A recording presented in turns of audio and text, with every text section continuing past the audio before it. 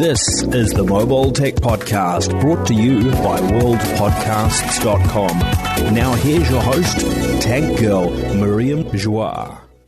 Brought to you by Audible. Stay tuned for a special offer at the end of the show.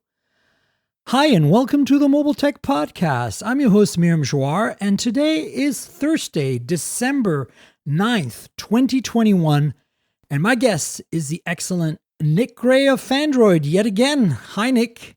How you doing? I am doing excellent. Thank you for having me on again. Fantastic. I'm excited to have you on because we're going to do the top five tech things that we've decided are the best tech things of the year.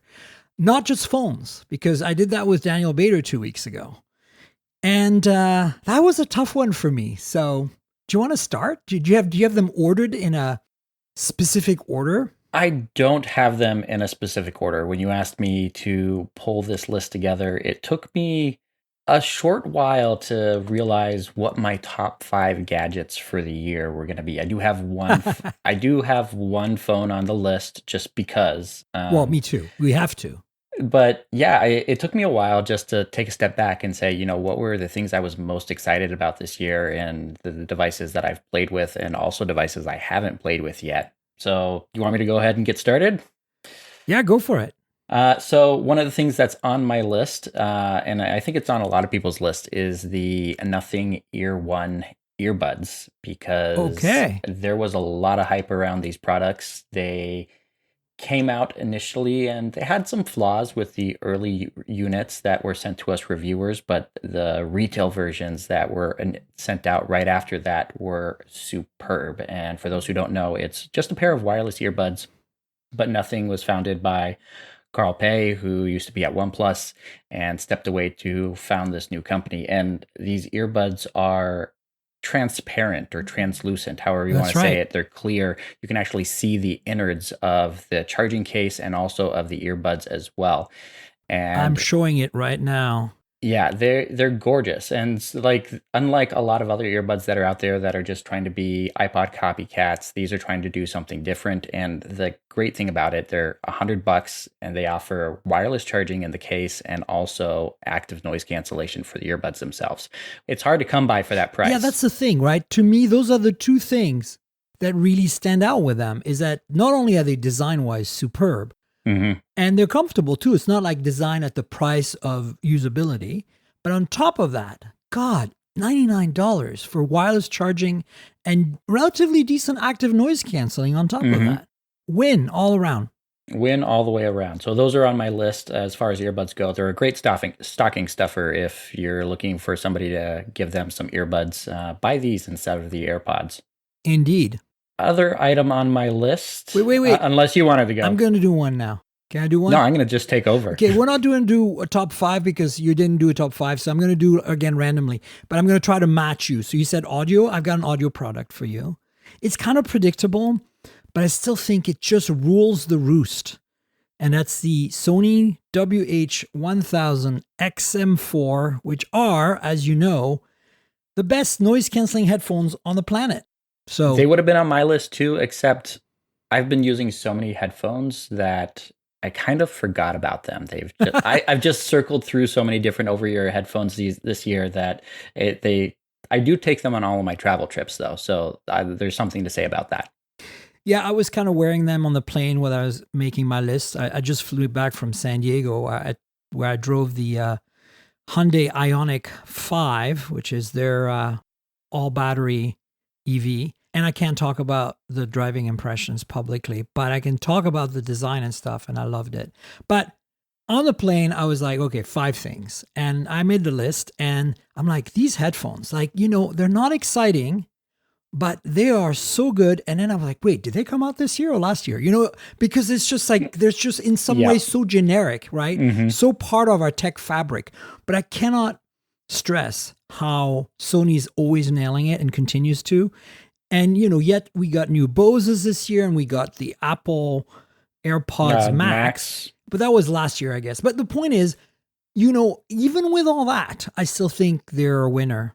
And they keep getting better. And then, of course, if you want earbuds, they have the WF-1000 XM4, which are expensive as F, but man, if you want good noise canceling on a pair of earbuds and absolutely superb sonics, there you go. I mean, again, the ear ones, 100% behind them. I love the way they sound. That's the other thing. They sound great, you know? Yeah. Yeah, I do think Sony nailed it with their headphones, except the design is getting a little bit dated. I'm hoping for the next iteration, they go back to square one and completely redesign them and give us something that really stands out. Because if you're paying that much for over-ear headphones, like Apple's, they stand out. You can recognize those in a crowd, and it's kind of hard to recognize this generic piece of plastic that Sony's been giving us.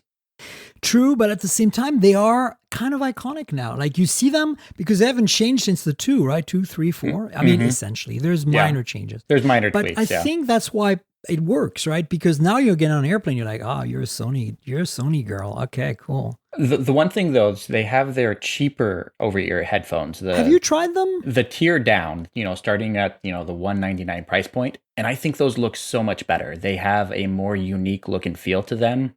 And they stand out just a little bit more as far as the look goes.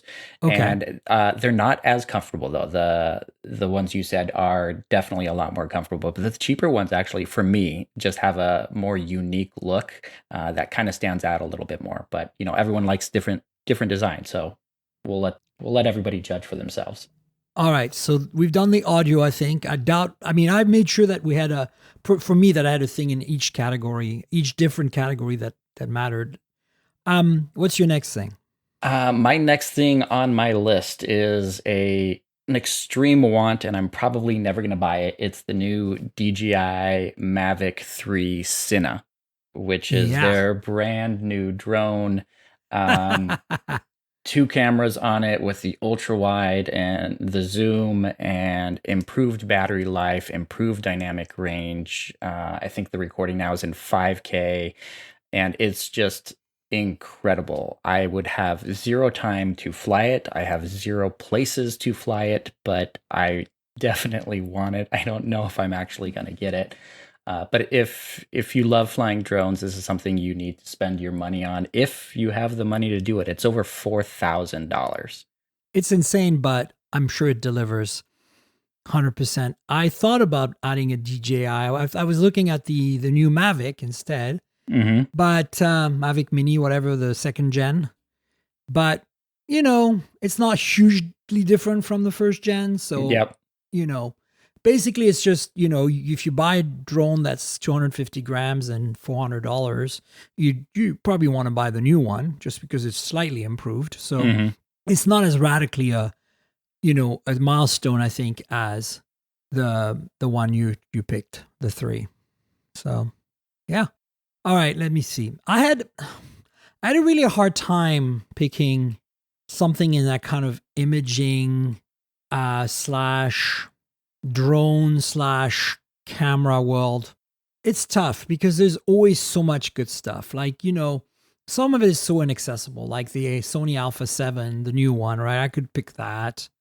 But I chose to pick the GoPro Hero 10 Black simply because it's gotten so good. Like, I actually looked at some footage, like, a lot of my car colleagues that, do car videos while I'm taking notes about what I'm going to write about. They're using GoPros on everything. And man, I've always kind of dismissed GoPros. Like, they work, they do their job, they're wide angle, they're stabilized, and they get you the footage you need. But man, I looked at that and I was just like, are you kidding me? This is like, they're obviously using some computational stuff now. Like, it's incredible. Yeah, the video quality you get out of them is by far the best for anything in that category. I mean, DJI is playing in that category as well, but I think the GoPros still come out ahead by a long shot.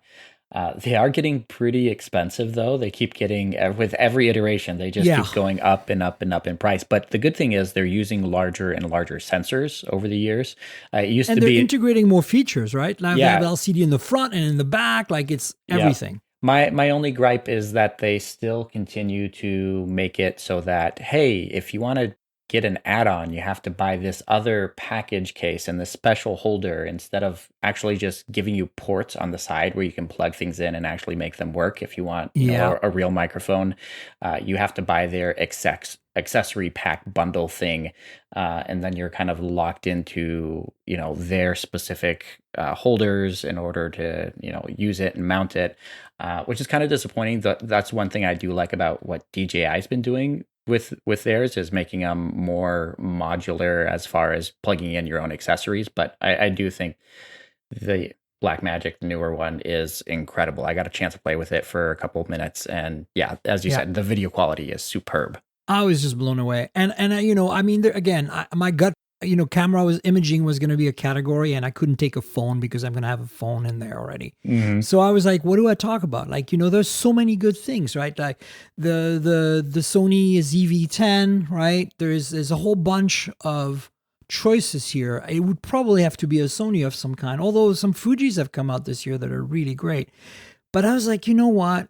I think this is the biggest jump I've seen in a long time. And it's expensive, but I think if you want the best and you want something rugged and, that's part of an ecosystem, there you go. Yeah, I'm going to have to break down and buy one sooner or later. It'll be, you'll be able to buy like 6 or 7 of them for the price of that DJI drone?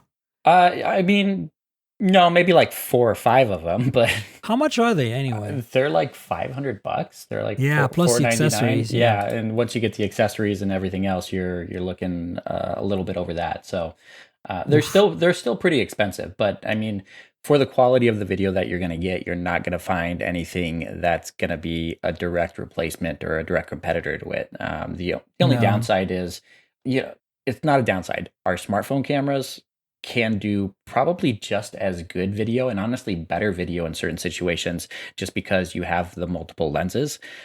So don't say, oh, I need to buy a GoPro in order to record video. Just use your darn phone. And, with the ultra wide cameras, the regular camera, and even if you have a zoom, you have so much more flexibility than what the GoPro gives you. 100%. I use my Galaxy S21 Ultra, the ultra stable mode, that ultra wide that's cropped down, to shoot in-car video. So I always do an in-car video every time I drive a new car, just in case I want to make a YouTube video out of it or whatever. I'm because my YouTube editing queue is insanely behind. I haven't managed to put any of those up, so it's irrelevant now. But the point is, I've been using the S21 Ultra for that, and it's fantastic. It's some of the best in-car footage I've had because it does high dynamic range, on the even though it records a standard dynamic range, it like somehow managed to get the brightness outside and the brightness inside to kind of level up evenly. It's which most cameras are just either blinded by the road or blinded by the dashboard or whatever. It's a pain in the butt. So I appreciate that about it. And if it falls, it's in a case and it's going to fall inside. I wouldn't mount a phone on the outside of a car on a suction mount, though. That I draw the line. I'm sorry. That's a bit weird. Though I have done it before. I have. Oh boy. I have done it at CES maybe like 4 or 5 years ago. It's scary as hell, but it got some good video. So I bet. Yeah. I guess we have enough phones floating around. We could probably afford to lose one. I got a couple extras. Yeah, exactly. And if it falls off, it's got GPS tracking on it, so I can find it on the road. Oh, convenient. Yes. Good point. And also you can find my phone too, and make it beep. So what is your third So I'm actually staying within the imaging category here, and I'm going to say the Sony A7 IV. And that was one of my thoughts that I would pick. Yeah. And this is not a device that's on the list because it's an amazing camera, because Sony has their other lines within the A7 family that shoot better photos and shoot better videos. But this is the everyman camera that can do anything. And I'm currently, with my video that we're on the video call right now, I'm using my A7 III that I've had for 2.5 years now. And I've been waiting for the upgrade for this camera for a long time. It's on my list. I'm not sure if I'm going to buy it within the next couple of weeks or wait until the new year. I don't know. Taxes are due soon, so maybe I need a tax deduction. Who knows? But upgraded camera sensors, better dynamic range, and one of the things for me as someone who records their own video, a flip out screen. I mean, come on, Yes. Sony, you finally did it. I know, you finally did it. That's the one thing that annoys me the most about my A7 III is that anytime I want to record video of myself, I have to connect the app, which is over Wi-Fi, which is futzy as hell and doesn't connect sometimes or takes forever to connect, and I can't see myself to frame the shot properly. Just having a flip out screen is the best thing you can ever do on a DSLR like this for people who do video. So I'm glad that's there. It's definitely on my must buy list just because I use this camera here the A7 III.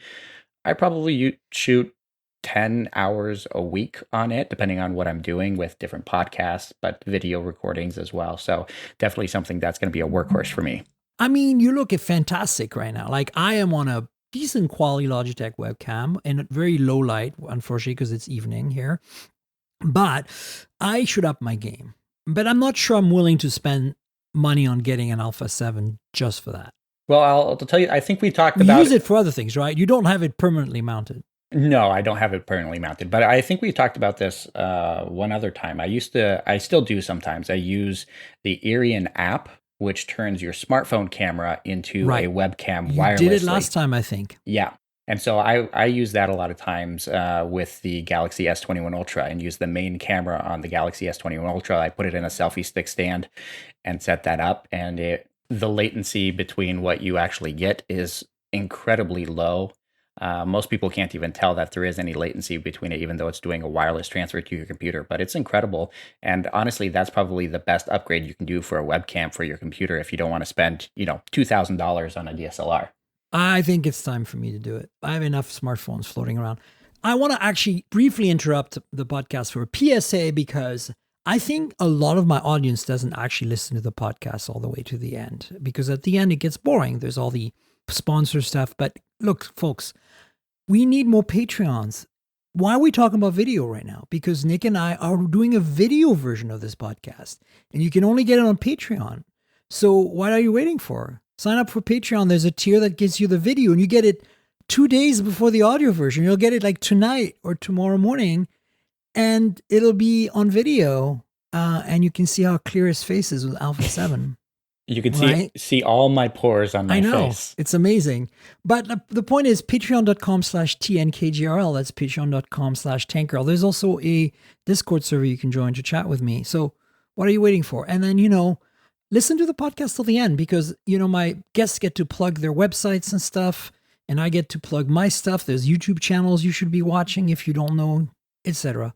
So I just want to put that here because I think a lot of you are not really tuning in all the way, and I don't blame you. At the same time, I can use your help.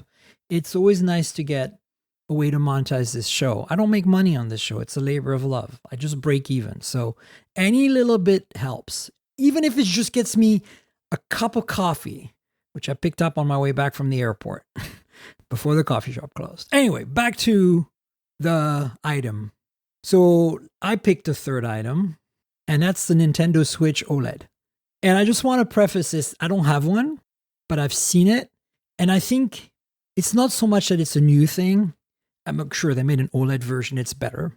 But I feel like Nintendo has just nailed this product. As somebody who used to work in video games and make video games for like the Wii and other Nintendo products. By the way, I said Wii last week on the podcast when I was talking about the Switch, just correction. But the point is I always get those two confused. I don't know why. Switch is so different. But I feel like Nintendo, I just thought it was going to be a fad. Like I thought like the Switch is nice, it's great, but I thought it was going to be like the PlayStation Vita, or the PSP. That was just going to come and be there for a couple of years and go. But this thing is just everlasting and it's just huge. And then they made a better version now. I'm just so excited about it. Yeah, I think the Nintendo really nailed it this time. This is what actually saved the company for the third time the company needed saving. You'd think they would learn. But they do when they go back to their core, right? Like, let's just make fun games and a cool console that everybody's going to love. It's not about the specs. It's not about pushing polygons and all of that. It's about a fun, engaging experience. And that's exactly what the Switch delivers. And with the OLED version, you get a larger display, an OLED display, a much better experience without sacrificing the size. Because if you 100%. have the original one, you know how thick those bezels are all the way around. They honestly could have done even better based off of all the smartphones that we're using these days. They could have done, an extra half inch or a quarter inch in there at least. But I think it's a great product. I personally don't own one. I don't have time to play video games, and when I do, I'm just playing them on my smartphone anyways. But Right. yeah, I might have to break down one of these days and get them for my girls because they've been asking for them for a long time. I think it's fantastic, and the mostly because the games are so good. And again, I don't play them, but I've seen other people play them, and I'm tuned in enough to the video game industry as somebody who worked in it that I'm keeping track of these things, and I'm just very impressed.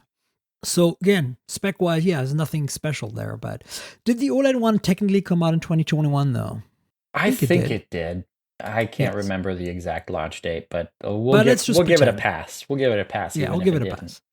All right, what's your fourth? Fourth one on my list is this little guy right here, even though he's not very little.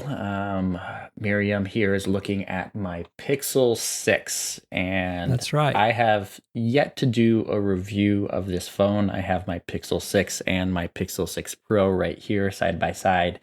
It should be coming within the next week or so. I wanted to do a long-term review rather than just rushing something out right at the beginning, but for what you picked the same colors as me. Well, I have the white for the Pro. Oh, you're right. No, that's a different one. I've got the coral or whatever. The coral. But I have the green. I have the green one like this of the 6. Yeah. The green one is the better color. You should get the green one. That's 100%. That's what you should do. A lot of people opted for the Pro just because it has more features. It has a slightly larger battery, larger display. But I honestly think the 6 is the better smartphone for most people. Not everybody needs the Pro. I think most people will be just happy with the 6. Its performance is incredible. Its display, even though it's not 120 hertz, is still incredible. I like the fact that it doesn't have the curved display with the curved edges, which makes typing so much better. The camera is absolutely phenomenal. And even though you're missing the 4x zoom that's on the Pro, which is an exceptional zoom camera, you still have digital zoom on here that's really, really good. And then that selfie camera, you honestly can't beat the selfie camera on this phone.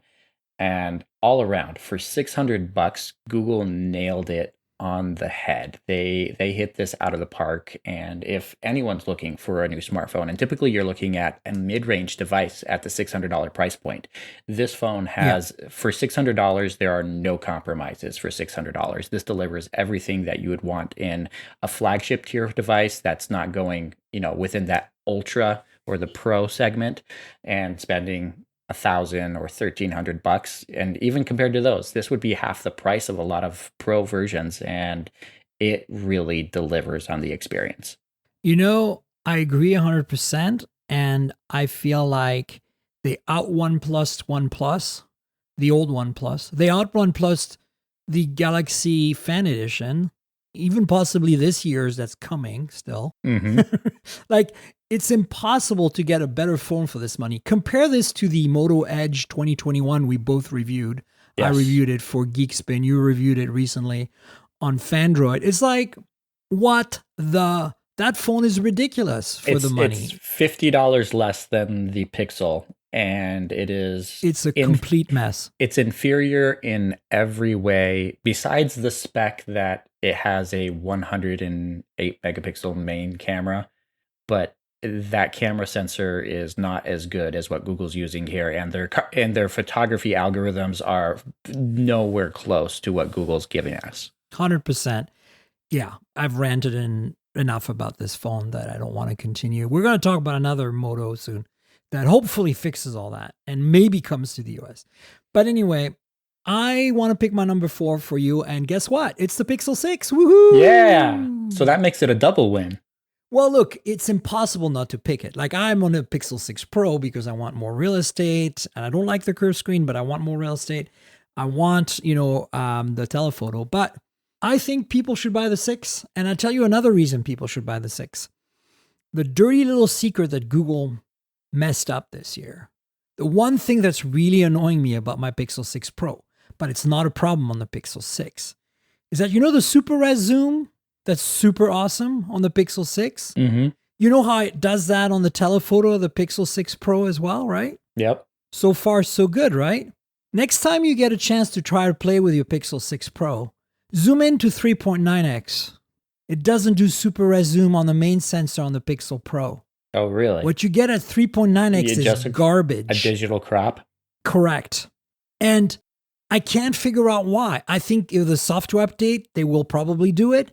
But what the hell is the reason for them not doing super res zoom between 1x or 1.1x and 3.9x just before you hit the telephoto?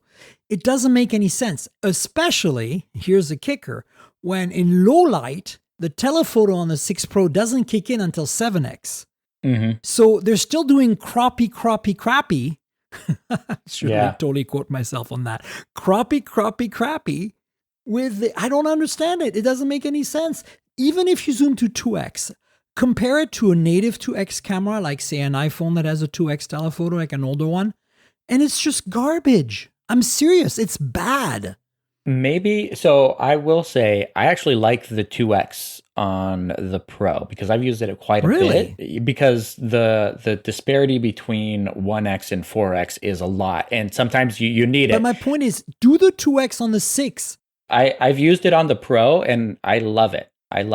So maybe maybe there's some software issues with your device. I don't know. I mean, there's a lot of software issues with this phone. They haven't nailed that for sure. I would suggest grab your 6, take a 2x photo, grab your 6 Pro. I haven't done a side-by-side comparison. And compare them. Yeah. That's going to be, I'm giving you a video, Nick. Seriously. Nobody's talking about this. I don't have time.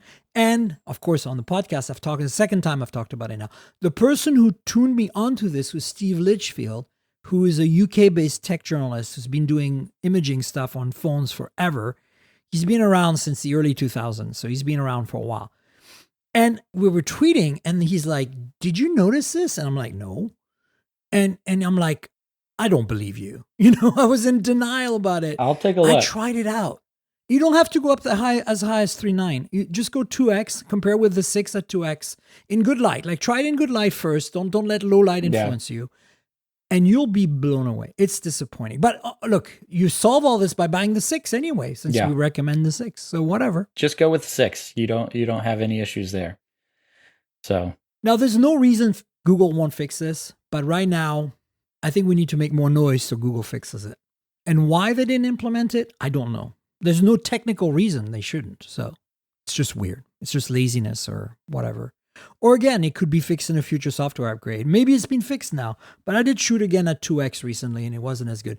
Like, I shoot at 2x on my Galaxy S21 Ultra all the time, which, as you know, is also not super res zoom, but it's better because you got more pixels to play with in good light. So I don't know. What's your number one? So this one technically is is it a 2020 product? I don't know. I'm going to say it anyways. The Nest Hub 2nd Gen with sleep sensing. Okay. Because I wasn't expecting that. No, I don't think anybody was. So I'm somebody who I love to run. I love all my biometric data. I love having my heartbeat tracking and my step counting and all that data, except I, for the life of me, cannot sleep with a smartwatch on. And so I have tried for years wearing different fitness wearables and fitness trackers in order to track my data as well while I sleep. Right. And it's been impossible for me because I get completely annoyed. And after using a device for 3 nights, I throw it in my side drawer. Toss it across the room. And right. I just don't have my sleep data. The Nest Hub with sleep sensing is a godsend for me. Like, from day one, just being able to track my sleeping and me not having to think about it at all as far as wearing a device. It's simply there on my bedside. It tracks my breathing patterns.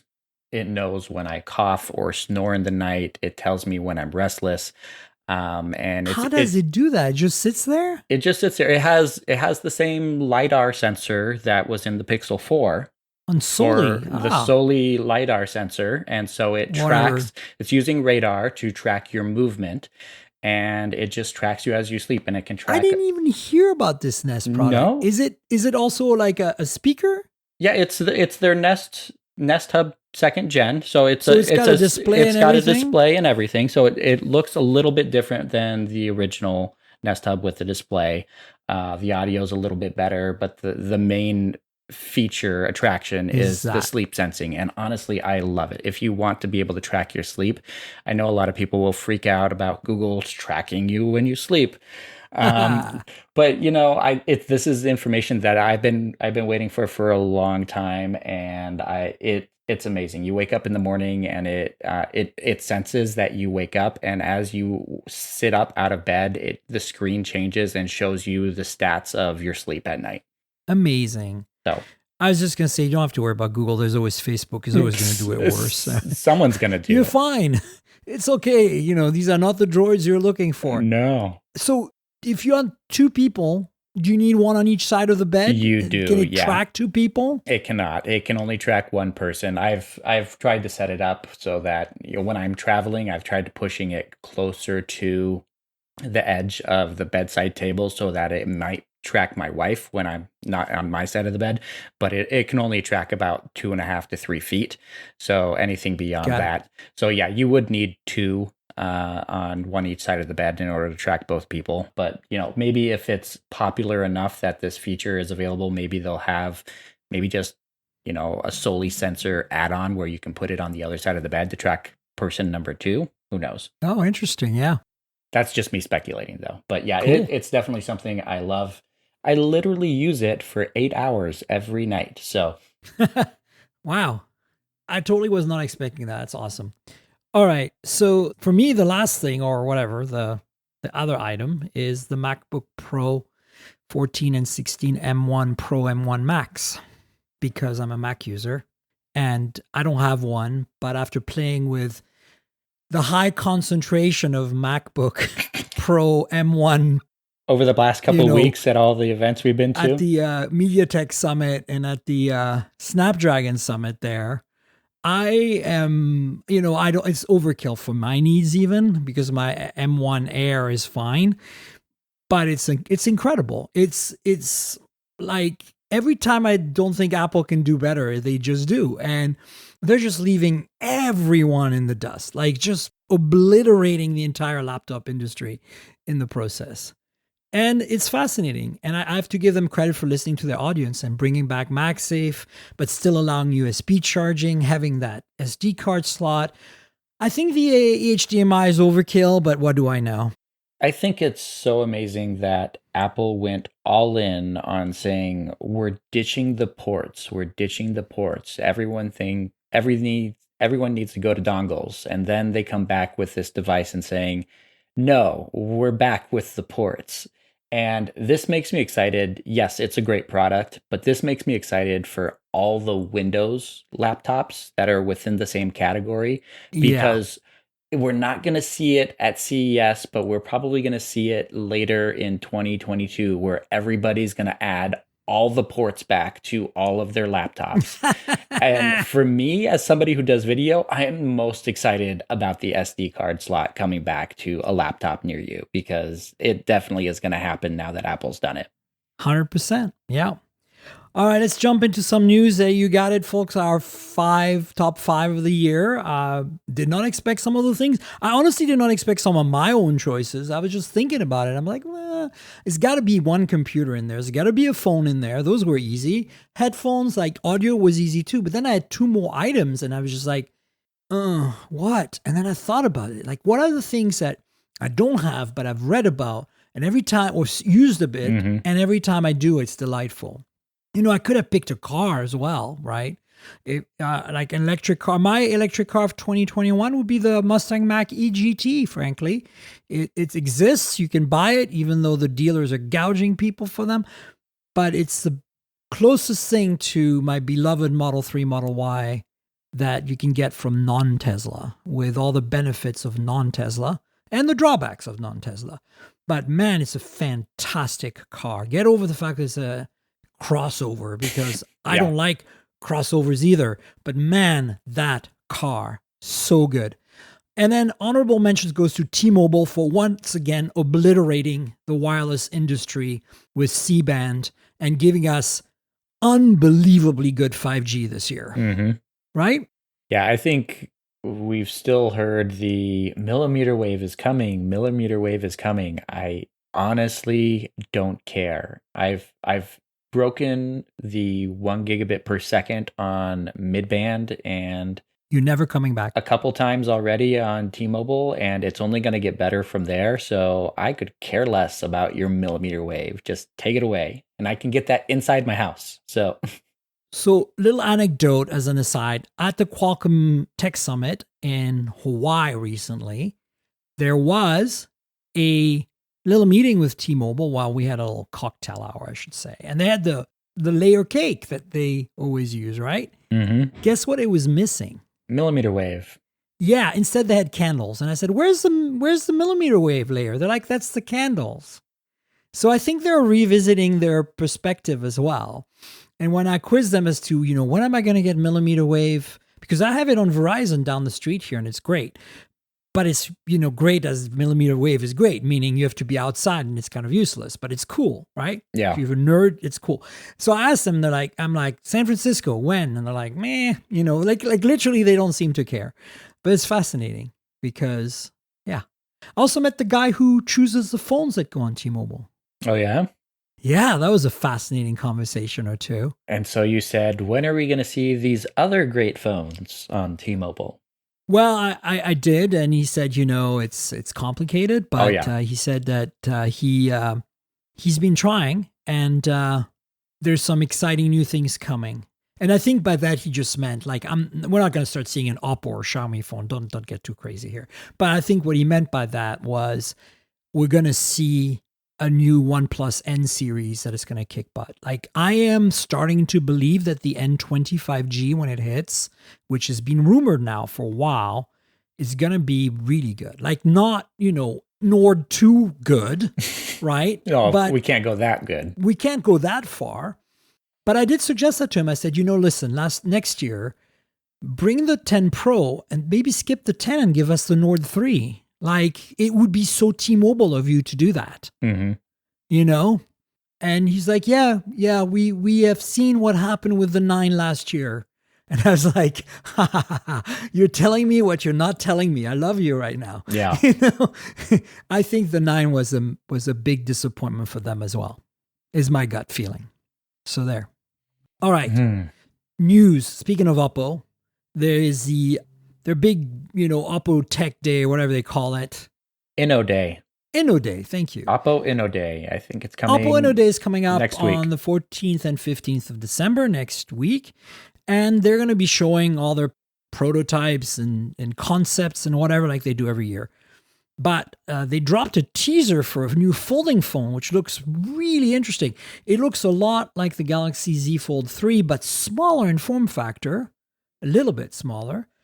And it looks like it's all screen, both sides, both the inside and the outside, right? Yeah, it looks to be shorter and stubbier. It doesn't look quite as tall as the Fold, but the outside of the phone seems to be edge-to-edge screen, which is something that current Fold users have complained about. It's not the great aspect ratios that you would get, or the aspect ratios and the screen to body ratios that you would get on other devices these days. But this looks to be all screen on the outside, which means you can use it as a regular smartphone.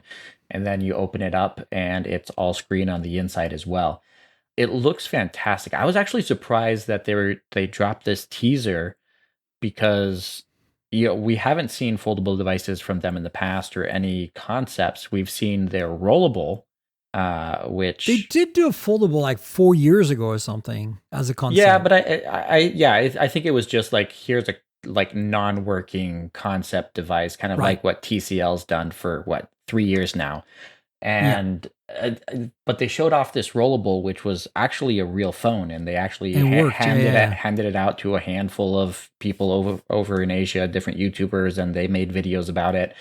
So I was really hoping we would see something like this. I wasn't expecting this at all, and I'm personally not a fan of the foldable style just because I'm not a fan of how thick the device actually gets. Right. But this, I don't know, there's something about the look and feel of what this is that makes it seem a little bit different from the Fold 3. I think maybe it's because it's shorter, it's not as big and bulky. But, we'll have to wait and see what the actual announcement is. But yeah, we've only seen, a 10 or 15-second clip on Twitter that they shared, but it does look pretty intriguing. Yeah, I'm stoked. I can't wait for this one. Having used an Oppo Find X3 Pro as my main phone for, like a few months. Yeah, my favorite phone of 2021. That's not a Pixel. Because, well, the Pixel is awesome. Yeah, so this looks really interesting to me. And another thing that they teased is this retractable camera, which I think maybe I'll let you do the explaining. I understand it, but I want the audience, the listeners, to understand what's going on here. This is all about Z depth, right? This is about providing more distance between the lens and the sensor to have a bigger sensor and yet still have a really high quality lens, which is hard to do right now because the phones need to be thin.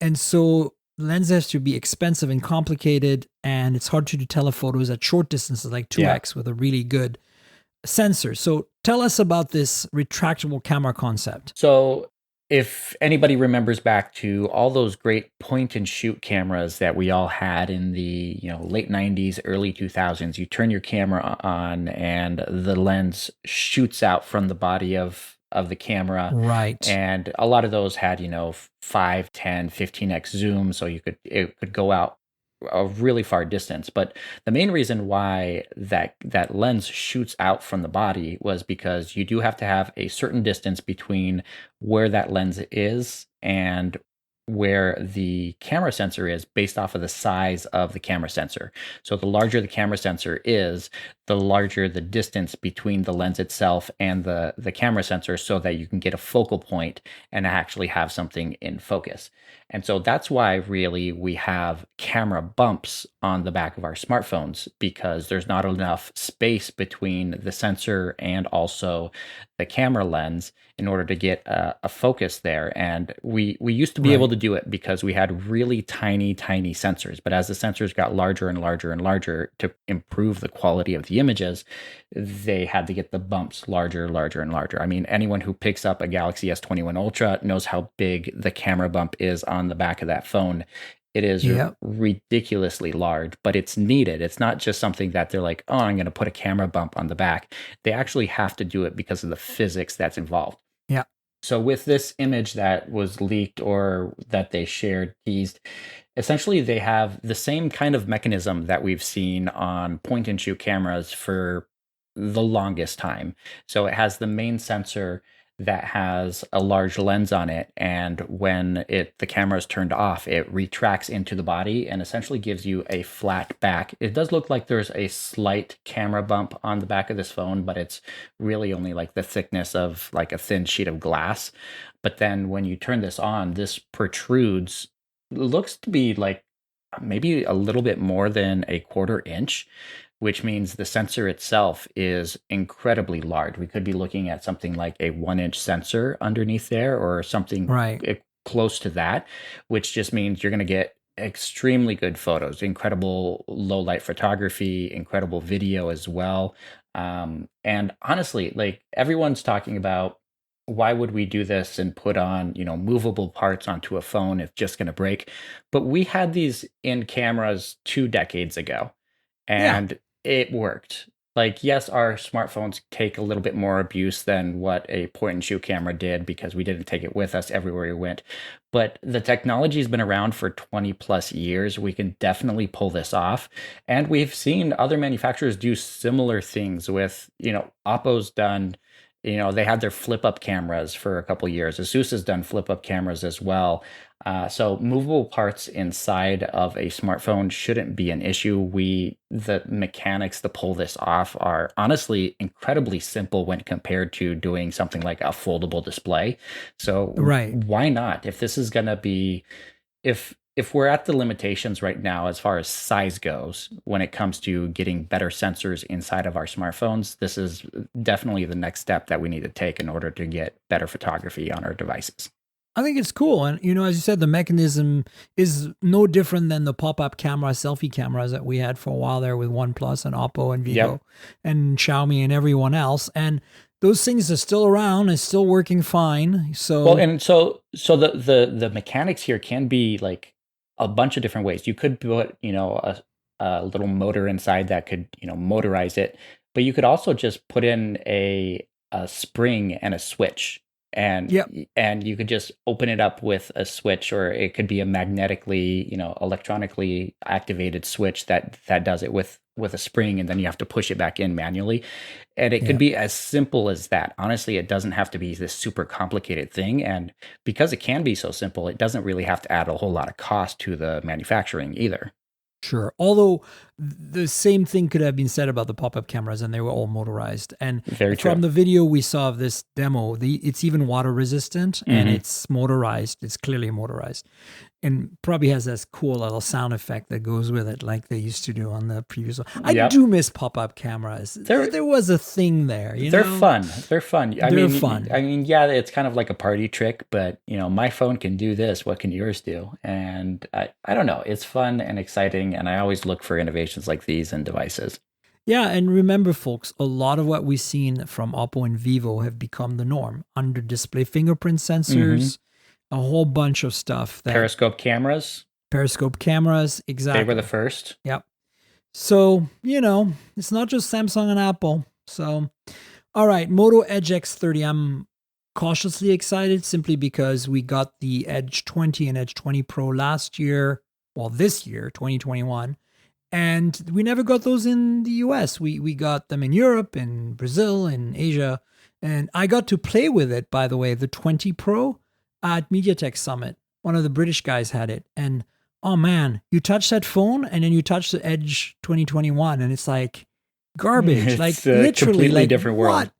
Oh my God, it's aluminum and glass. It has a telephoto lens, a proper 144 hertz OLED, with very little bezel and very little chin. Like, it's exactly what you'd expect, an Edge flagship phone to be. Yet we got the stupid, crappiest thing. So this could be the same thing. Verizon could say, oh, you need to make this cheaper and simpler and crappier. And then Moto would bend over and do it, in which case we'll be screwed. But I have a feeling they learned their lesson from all the negative press they got on that phone.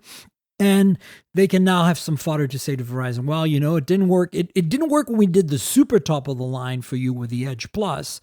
And it didn't work when we did kind of like a crappy mid-ranger. So maybe we should aim for just keeping what we got.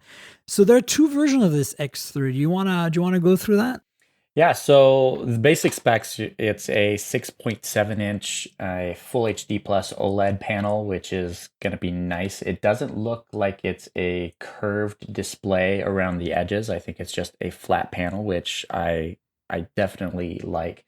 But then it's running the Qualcomm Snapdragon 8 Gen 1. So this is the very first official device that's been announced with this chipset. And honestly, for me, this is the most exciting thing. Motorola, for the last, 5 years, has been a follower since it eliminated its Droid phones that were on Verizon. Right. They haven't had anything that's been leading the pack. And this is the first time Motorola is leading the pack with a flagship chipset right out of the gate, literally a week after the chipset was announced by Qualcomm, which is kind of nice. And they beat Xiaomi to the game, which is surprising. That's incredible. It's like Xiaomi is usually the very first one. I think last year they were the first one with the Xiaomi Mi 11. Right out the door. But yeah, this is incredible. So you get 8 or 12 gigabytes of RAM. So they're giving you that super high-end device if you want it, up to 100 or 256 gigs of RAM. And then they have a 60 megapixel under display selfie camera, which I honestly wasn't expecting from this device. Right. I still don't know how I feel about under display cameras. I've used a couple of them and they have not been good. No. And coming from the Pixel 6, where the selfie camera is absolutely phenomenal, and I'm like, right, you first off, you don't need a 60 megapixel sensor. Give me a lower resolution sensor that has larger pixels, because you definitely need it when the sensor on the selfie camera is usually a lot smaller than the ones on the back anyways. But then you're going to put pixels in front of it and you're going to turn them off dynamically when you're taking a photo and it's looking through a layer of pixels in addition to the sensors and the glass. Like this, I'm just going to be disappointed with the selfie camera. I'm just going to leave it at that. And then rear cameras, two 50 megapixel cameras with ultra wide and a main sensor. And then, of course, a 2 megapixel depth sensor. So, but then a 5,000 milliamp hour battery with 68 watt fast charging, which is the fastest charging Motorola device ever. So far, yeah. And they're saying 0 to 50% in like 13 to 14 minutes, which is going to be nice. I mean, hopefully Google will take notice of this and say, "Hey, remember that 22 watt charging we have on our devices? We can actually go to like 60." Yeah. But then I don't know. America doesn't seem to be ready for fast charging. Like Samsung's not delivering it. Apple's not delivering it. Moto's not delivering. Well, Moto doesn't count. Pixel's not delivering it. And, you have to go to like OnePlus or some crazy imported Chinese phone to get. Or like the Xiaomi 11T Pro that I reviewed recently for Geekspin, 120 watt charging, 17 minutes from 0 to full. I was in the shower for 10 minutes. I plugged it in at like 10%, and it was like at 90% when I came out of the shower. It was ridiculous. That's all you need, right? Yeah, and it wasn't even that hot, which was incredible. Anyway, I'm excited about this because I know there's going to be a pro version where that 2 megapixel stupid depth sensor sticker cam is going to be replaced with a telephoto like the Pro last year, the 20 Pro. So, but there's 2 versions of this phone. There's one with the under display camera and for the selfies, and one without. So different pricing, slightly different design. Yep. So I think they're kind of doing, remember, these are Chinese at this point, Chinese only, China only phones. So even the global versions might be different. So don't get too excited about the under display. I wouldn't, because the quality is not there yet. I'd rather take a punch hole or whatever.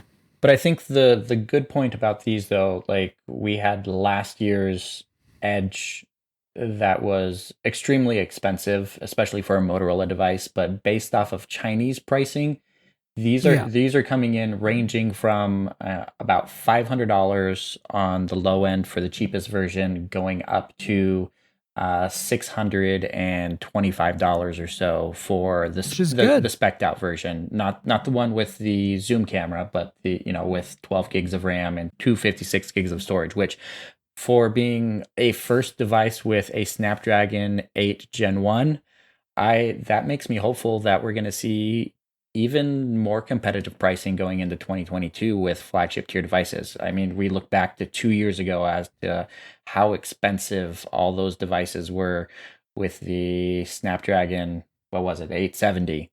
And, right. The cheapest Samsung device was, $900, which was incredibly expensive. And now, 2 years later, we're looking at phones that are $200 cheaper. This looks like we might actually see an even further price drop from that. I think is it the 5G that's making it cheaper now that it's completely integrated into the chipset? What's your take on that? I think Qualcomm's learned a lesson. They've got more competition now with MediaTek going Dimensity 9000. And in China, that matters, right? Mm-hmm. And also China is always cheaper because a lot of they have all these subsidized services and things. But I have a lot of hope for that. I really want Moto to come to the US and sell us a Moto Edge X30 Pro or X30 that is exactly like that.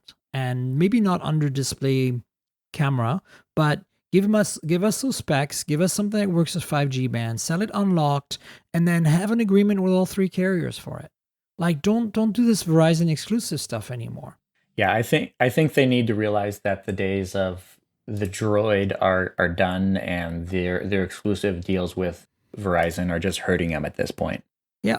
because they need to be playing with the big leagues as much as they are doing really great with the G series, and even the G series, I feel that they're kind of sitting on their laurels. Like, they're plasticky now. They're no longer trying as hard, I feel.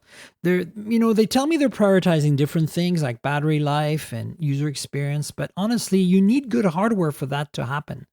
And sometimes it's nice to have a slightly better build quality and fit and finish, like a glass back instead of a plastic back. Mm-hmm. Sometimes it's nice to have a better camera system with actually has the mechanical bits you need, like OIS or whatever.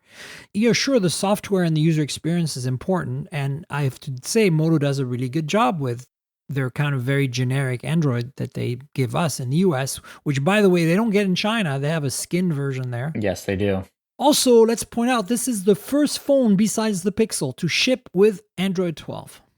Correct.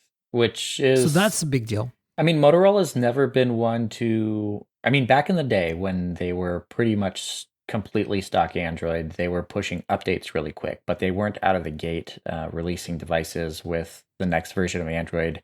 So this is exciting to see. I mean, granted, it is December and Android 12's been out for a couple months now, and this phone isn't technically shipping yet. So, no. I mean, there's a lot of things there, but props to them for actually doing it, because a lot of times we don't see that until the very end of December or CES starting in the beginning of the year. And a lot of times we see phones at CES that are still shipping with the previous version of Android. 100%. So let's keep an eye on things. Do you think the Oppo Find N folding phone we just mentioned earlier will have a Snapdragon 8 Gen 1 as well? Because there was some speculation that Oppo might be one of the first ones as well. Well, I mean, they announced that they're going to be using it like all the other OEMs did. It's hard to say. I mean, with a lot of these foldable devices, they're, I don't want to call them prototypes, but they've been in the works for a long time. So it might have been started a lot sooner than when the 8 Gen 1 was released or, being ready for production. It's hard to say. I wouldn't put it past them as, wanting to make it stand out for sure. But then, it is a China-only device most likely because, I mean, Oppo's been pushing these concepts for the longest time, but we never see them internationally. They never come internationally. True, but you never know. They might go global on with this one. They could. Like, not US capable, I mean, but global. If they really want to take on Samsung for that foldable market, I mean, they would have to, right? Like, Samsung is the number one player in the global market right now with the foldable, with mainly the Flip, though, right? The Flip is the one that's selling the most. Mostly the Flip. Yeah. But yeah, I don't know. If they have a unique user experience with that really needs that Snapdragon 8 Gen 1, I totally see them using it, but we could find out that they're using some other chipset. They might be a mid-range chipset for all we know in order to keep the price down. Yeah, we will find out on the 15th, basically at this point. Yeah. So a couple of more items. Pixel Watch rumors intensify. Mm-hmm. Again for the upteenth time. What's your take? We're seeing basically some marketing slides leaking that might be more than just renders, but it matches the renders that were leaked like a few months back. So yeah, so if you've seen any of the Pixel news or Pixel Watch news for the last 8 months or so, nothing's really for the last 8 years. Nothing's really changed as far as the design goes. Like, we're still seeing this sleek edge-to-edge circular watch face on this smartwatch with custom bands for this, so you're not going to have regular interchangeable bands. But one of the things that gets me over and over again is that I have to tell my brother, no, the Pixel Watch is not coming out yet. I told him maybe it's coming out with the Pixel phones, and then it didn't. So I have to tell him again, no, you gotta wait some more. And so he messaged me this week. He's like, is there any update on when that watch is coming out? Because he doesn't keep up with all the tech news. So I send him an article that we've written about it. I'm like, no, you're gonna have to wait a little bit longer, but it's coming, I promise. But for me, like, everyone's excited about this edge-to-edge circular display on this smartwatch. We had this like 6 years ago from Motorola with their Moto 360 with their very first smartwatch. Everyone forgets that we had an edge-to-edge circular display. But it had a flat tire, Nick. It did have a flat tire, but who like it looked incredible. I know it looked great. I know we've come a long ways. I'm honestly really disappointed with all the smartwatches on the market because we still have bezels and there's no reason for it. They simply don't want to pay the extra couple dollars it takes in order to manufacture something a little bit with those larger displays that don't have the bezels around them. I mean, they're just being greedy at this point, and I think their watches would sell so much better if somebody saw it in the store and it was an edge-to-edge display. And so I think Google's going to have a hit on their hands. I mean, everyone who's bought an Android watch and has been wanting an Android Wear or a Wear OS watch for years now from Google is going to pick it up day one. But I think a lot of people that have been waiting on the sidelines and not really being interested in smartwatches because they look just a little bit funky, they're going to be excited about this. 100%. Speaking of, I want to pimp my new smartwatch, the Huawei, yes, they still exist, Watch GT3, which is fantastic. So the GT series, the GT1 was, the GT2, and particularly the 2 Pro, which was ceramic and titanium, which I have. I like the GT2 Pro. The GT2 Pro was incredible, and this is just as incredible. It's not titanium and ceramic, though, but it's very high quality stainless steel. I've been beating the crap out of it for 2 weeks now, and I don't have a single scratch or mark on the glass or even the polished part of the stainless steel. What's improved is that there is now a crown, like on the Apple Watch, so you can scroll with it, and it has that nice vibe, feel, haptic thing to it. What's also nice is that it's a bigger display, less edge, less bezel, not quite as bezel-less as what the Pixel looks like, but less bezel than the previous one. And the display is brighter and seems more efficient. I think it's an LTPO. Is that the technology? LTPO for the dynamic refresh rate. Yeah. It's an LTPO. And so they refresh it very little when you're in always on display mode, which is great, right? Because the battery life just climbs. Speaking of, I'm getting about a week to 10 days with the always on display and with sleep tracking at night, which is, as you know, this is essentially a fitness band from Huawei on steroids, right? In terms of operating system and guts. Has NFC, which doesn't work for us because it need to have WeChat Pay. You know what I'm saying? But at the same time, it doesn't have Wi-Fi, but it has everything else, and it does it very, very well. The software is not really polished, and the big thing I noticed, the big difference versus my 1.5-year-old GT2 Pro, is it's much faster. Like the UI response is just incredibly sleek. It's like Apple Watch levels of performance, which is really impressive. So there you go. I wanted to show it to you because I haven't really done an unboxing video yet. Like I have one, but I need to edit it. And I just want to tell you folks that if you can live without apps on your smartwatch and don't need Wi-Fi or 4G or whatever, you just want to remote control your music, you want your notifications, you want really good tracking of your health and biometrics, because this does temperature now in addition to heart rate and oxygen, real time all day long, and automatic sleep and nap sensing, all of that built in. Look at what Huawei and Xiaomi and those Chinese companies are doing with their tiny little bands that are like as cheap as $29, some of them. And if you want something that's a little better, has a better display, longer battery life, those watches that are essentially fitness bands on steroids are really a good option. Yeah, I think it's something that if the main thing you're looking for is step counting, fitness tracking, my only drawback is for people who do fitness tracking and like serious runners, they want dedicated apps for that. And you don't get that. And Huawei is saying this is running Harmony OS, right? Yeah, but they've renamed everything Harmony OS. So, I mean, technically their Harmony OS should be a version of Android, but this is actually an RTOS, just like Correct. All the Amazfit and the OnePlus and all that, and that's why it can get 10 days of battery life on a single charge. And you can get 2 weeks if you turn off the always on display, yeah. Just so you know. So, the last piece we have I thought was kind of cool. It kind of made me smile, and it's the MagSafe cooler fan, RGB accessory from Razer. Mm-hmm. So what a brilliant idea to use MagSafe to make a fan that you just magnetically clump onto your iPhone. It keeps it cool when you're playing games. Also has cool, funky blinking lights that you can program that are RGB, and then make a slightly different version that clips onto an Android phone if you don't have an iPhone. I thought it was cool. I don't know how much it costs. What's the deal? I think it's $60, which honestly isn't bad when you're considering, hey, you got a product from Razer that's $60, because usually, like, if anybody else was making this would be $25. But yeah, it's a fan that clips onto the back of your phone using MagSafe.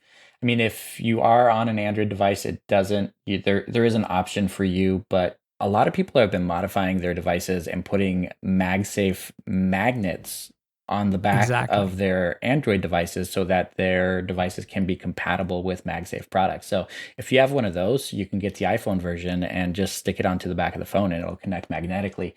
I'm actually surprised that they didn't take this one step further and power it wirelessly from the wireless charging on the back of the device, which honestly would just heat up the device even more. And then you're just cooling it down from that. They could totally do it. So I'm waiting for Gen 2 that's wirelessly powered, and because this one here, you actually have to plug it in through a USB-C and have it plugged in all the time.